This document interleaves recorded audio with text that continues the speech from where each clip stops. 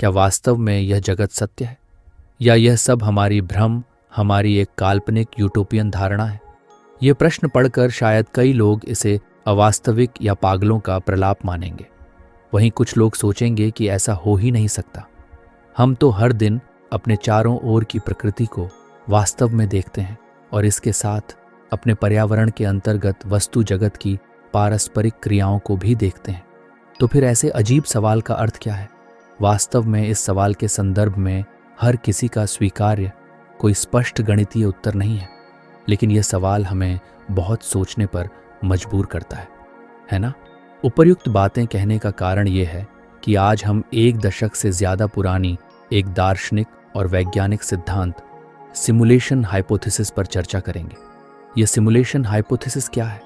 सब कुछ शुरू से शुरू करते हैं। 1970 के दशक की बात है जब एक वैज्ञानिक और ब्रिटिश गणितज्ञ जॉन कानवे ने द गेम ऑफ लाइफ नामक एक वीडियो गेम बनाया और विश्व प्रसिद्ध और प्रख्यात वैज्ञानिकों की सूची में अपना नाम सुनहरे अक्षरों में अंकित किया। इस खेल की खासियत यह थी कि यह कुछ कंप्यूटर प्रोग्रामिंग और कोडिंग के संयोजन में बना था। यह समकालीन IBM कंप्यूटरों के मॉनिटर पर निष्पादित करते समय कुछ निश्चित पैटर्न बिंदुओं और लाइनों के माध्यम से जीवन प्रणाली के सामने प्रस्तुत किया, कुछ आवश्यक कमांड के निर्देश पर। फिर ये सभी एकल समय के सापेक्ष मिलते थे। हालांकि कंप्यूटर प्रोग्रामिंग की दुनिया में आर्टिफिशियल इंटेलिजेंस के जनक एलन ट्यूरिंग और उनके सहयोगी डेविड चैम्पेर्नो के नाम भी खास तौर पर उल्लेखनीय हैं। उन्होंने 1948 में पृथ्वी के पहले कंप्यूटर प्रोग्रामिंग खेल टूरोचैम्प चेस सिमुलेशन का निर्माण किया। तभी से धीरे धीरे वैज्ञानिकों के बीच सिमुलेशन हाइपोथेसिस का विचार एक अलग आयाम के रूप में कार्य करता रहा। अब विज्ञान कथा के मंच पर इस आर्टिफिशियल सिमुलेशन हाइपोथेसिस के विचार का उपयोग विज्ञान कथा की कहानियों के प्लॉट बनाने में एक अनुपम भूमिका निभा रहा है, जहां गेमिंग की दुनिया को वर्चुअल रियलिटी या एक इल्यूजन या हमारे भ्रम की दुनिया कहा जा रहा है। हालांकि थ्योरेटिकली इस विचार को सबसे पहले 2003 में स्वीडन के एक दार्शनिक और वैज्ञानिक निक बस्ट्रॉम ने प्रकट किया। उनके अनुसार हम एक वास्तविकता में जी रहे हैं जिसमें पोस्टह्यूमन अभी विकसित नहीं हुए हैं और हम वास्तव में वास्तविकता में जीने के बारे में सोच रहे हैं, जहां वह कहते हैं कि हो सकता है कि हमारा यह दृष्टिगोचर ब्रह्मांड किसी विशाल सृष्टि के एक अत्यंत छोटे हिस्से के रूप में निर्मित सिमुलेटेड प्रोग्राम मात्र हो। इसलिए यह प्रोग्राम पूर्व में उल्लिखित जॉन कानवे द्वारा बनाए गए गेम ऑफ लाइफ के निष्पादन की तरह कंप्यूटर मॉनिटर पर सोर्स कोड को ऑब्जेक्ट कोड में संकलित करके 1 या 0 के बाइनरी अनुक्रम को आधार बनाकर स्क्रीन पर किसी बिंदु या लाइन के माध्यम से किसी निश्चित पैटर्न को प्रदर्शित करता है। जो प्रदर्शित होता है वह इस दृष्टिगोचर ब्रह्मांड में उपस्थित प्रत्येक गैलेक्सी समूह, cosmic void, death star, supernova, neutron star, ग्रह, निहारिका, चंद्रमा आदि को दर्शाता है। लेकिन मज़ेदार बात यह है कि मनुष्य अभी तक नहीं जानता कि इस कॉस्मिक कंप्यूटर का मॉनिटर कहाँ स्थित है, जहाँ से हमारे स्वयं पूर्ण सृष्टा या उन्नत प्रोग्रामर हमें मॉनिटरिंग करके देख रहे हैं। इस विषय पर प्राचीन यूनानी दार्शनिक प्लेटो ने बहुत पहले अपनी राय व्यक्त की थी। यहाँ तक कि यूरोप के एक मध्ययुगीन दार्शनिक रेने डेकार्ट भी इस धारणा में विश्वास करते थे। भारतीय महाकाव्य महाभारत में कुरुक्षेत्र के युद्ध के समय भगवान कृष्ण ने अर्जुन से कहा था, यह जगत एक माया है। इसलिए यहाँ सवाल उठता है कि क्या हमारे पूजनीय भगवान वास्तव में मानते हैं कि उनके द्वारा निर्मित मानव जाति का यह विश्व ब्रह्मांड एक सिमुलेशन मात्र है? क्या वे वास्तव में हमारे वास्तविक और शाश्वत सृष्टिकर्ता हैं? शायद समय इसका उत्तर देगा। इसलिए अब हमारे पास इस विषय के उत्तर जानने की प्रतीक्षा करने के अलावा कोई और उपाय नहीं है। सिमुलेशन हाइपोथेसिस में विश्वास करने वाले एलन मस्क का नाम अब लगभग सभी लोग जानते हैं। मस्क का नाम सुनने पर सभी कहते हैं, अरे वही तो व्यक्ति है जिसने मंगल ग्रह पर मानव जाति के बसने का निर्णय लिया है। हाँ, एलन मस्क, जिन्होंने मात्र 12 वर्ष की आयु में कोडिंग करके एक खेल बनाया और उसे बेचकर $5000 की कमाई की थी। वे स्पेसएक्स कंपनी के संस्थापक और सीईओ हैं। साथ ही टेस्ला रोडस्टर, गिफ्ट, पेपाल आदि कंपनियों के साथ भी जुड़े हैं। अब उनका लक्ष्य अमेरिका में सैन फ्रांसिस्को से न्यूयॉर्क और लॉस एंजलिस शहरों को एक वायु निर्धारित ट्यूब के माध्यम से हाइपरलूप नामक परिवहन व्यवस्था में जोड़ना है। वही करोड़पति अफ्रो कनेडियन अमेरिकी युवक एलन मस्क इस हाइपोथेसिस के प्रति गहराई से विश्वास रखते हैं। सिमुलेशन हाइपोथेसिस से संबंधित कुछ प्रश्न। इस हाइपोथेसिस से संबंधित कई प्रश्न वैज्ञानिक अधिकारियों द्वारा कई बार प्रस्तुत किए गए हैं। ऐसे ही कुछ अनसुलझे प्रश्नों पर चर्चा की जा रही है। 1. Subjective reality. सब्जेक्टिव रियलिटी का अर्थ है कि किसी वस्तु या भावनात्मकता के आधार पर एक व्यक्ति पर कैसी प्रतिक्रिया उत्पन्न होती है। अब मान लीजिए कि सब्जेक्ट ए और सब्जेक्ट बी हैं। ये दोनों नीड फॉर स्पीड या NFS नामक एक कंप्यूटर गेम खेल रहे हैं। अब एक के लिए गेम बहुत आसान लग सकता है, जबकि दूसरे को यह काफ़ी कठिन प्रतीत हो सकता है। इसलिए यहाँ NFS के संदर्भ में दोनों की प्रतिक्रियाएं भिन्न हैं। वास्तव में वस्तु या भावना के संदर्भ में प्रतिक्रिया उत्पन्न करना हमारे अपने मस्तिष्क की उपज है।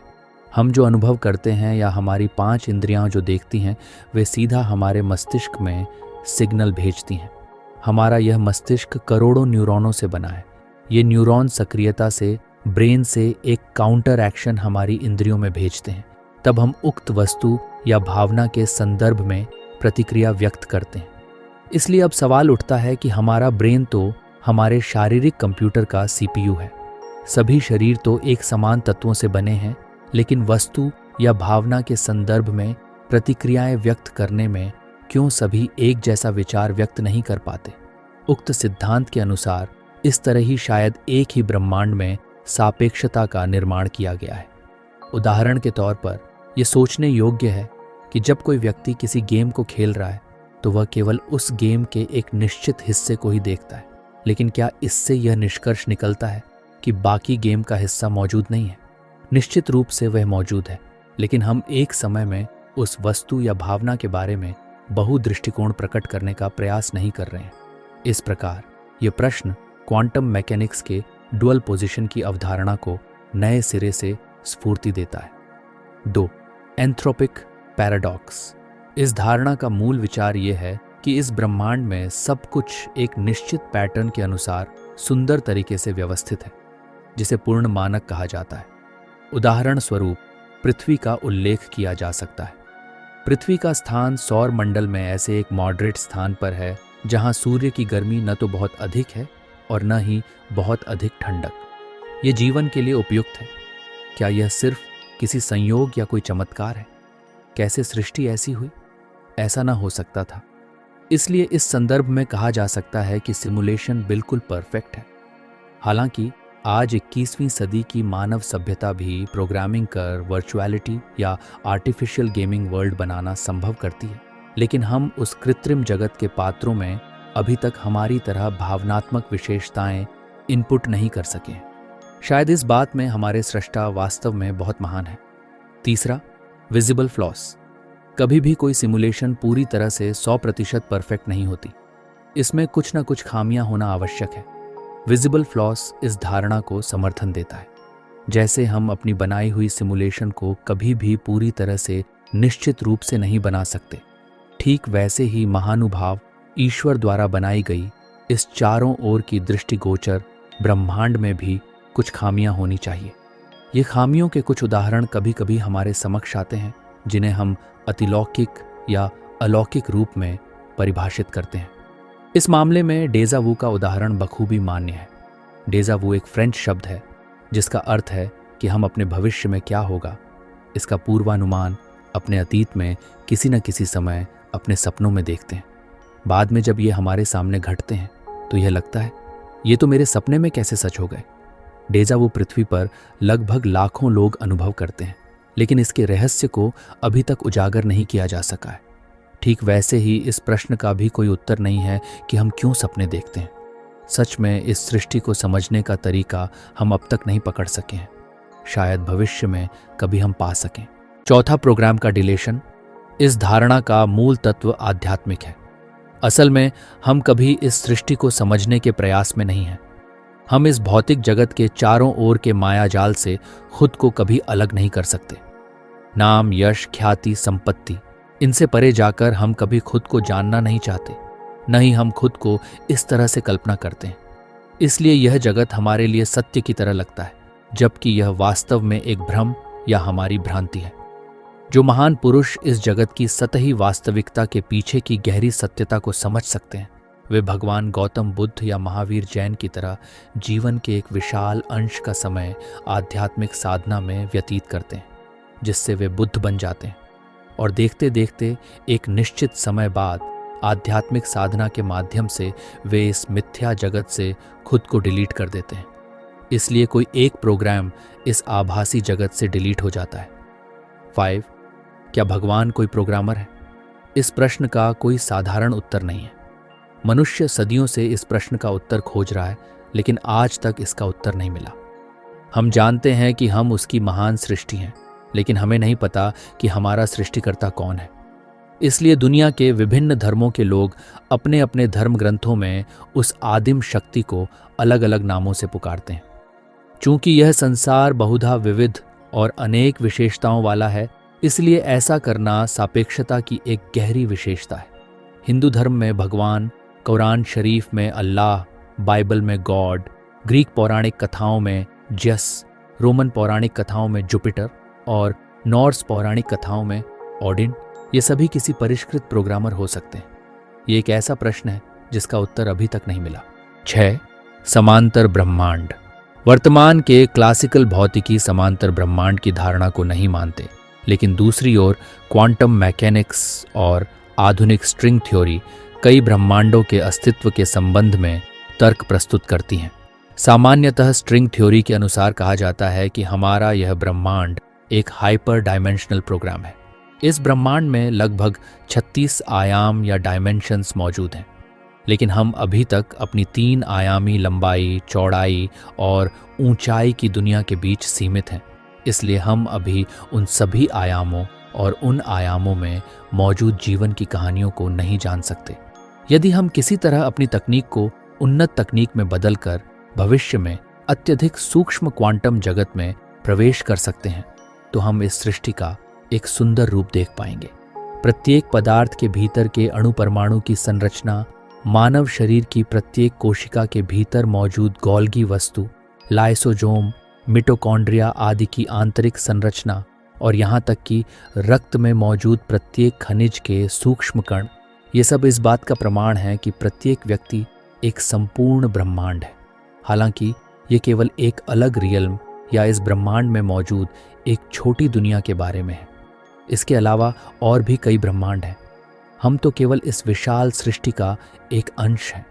हो सकता है कि हमारे जैसे ही विशेषताओं वाले दूसरी या हजारों पृथ्वियां किसी अन्य ब्रह्मांड में हों। इसलिए यह धारणा मल्टीवर्स के सिद्धांत को मान्यता देती है। लेकिन हम उन पृथ्वियों के साथ संबंध स्थापित नहीं कर सकते, क्योंकि शायद वे हमारे दृश्यशील ब्रह्मांड की पकड़ से बाहर हैं, या वे किसी हाइपर डायमेंशन में हो सकती हैं, जैसे पूर्व में वर्णित क्वांटम जगत। इसलिए कहा जा सकता है कि हम और हमारा यह ब्रह्मांड सभी कुछ एक अनंत समुद्र में तैरते हुए एक सूक्ष्म जलकण के बिंदु मात्र हैं। तो अगर कोई पूछे कि इस ब्रह्मांड की अंतिम सीमा कहाँ है, तो उत्तर होगा कि इसकी कोई अंतिम सीमा नहीं है। इस हाइपोथेसिस से संबंधित समांतर ब्रह्मांडों के संबंध में यह जानना आवश्यक है कि अनेक ब्रह्मांडों के बीच यह सृष्टि या सिमुलेशन एक श्रृंखला प्रतिक्रिया की तरह कार्य करता है। अर्थात जिस तरह हम अपनी प्रोग्रामिंग भाषा का उपयोग करके एक आभासी जगत बना सकते हैं, उसी तरह कोई उन्नत बुद्धिमत्ता हमें बनाया है, जिन्हें हम सृष्टिकर्ता या कुछ लोग एक्स्ट्रा टेरेंस्ट्रियल के रूप में जानते हैं। लेकिन अब प्रश्न ये है कि उन्हें किसने बनाया है। ये प्रश्न हजारों वर्षों से अटका हुआ है, लेकिन इसका उत्तर आज तक नहीं मिला।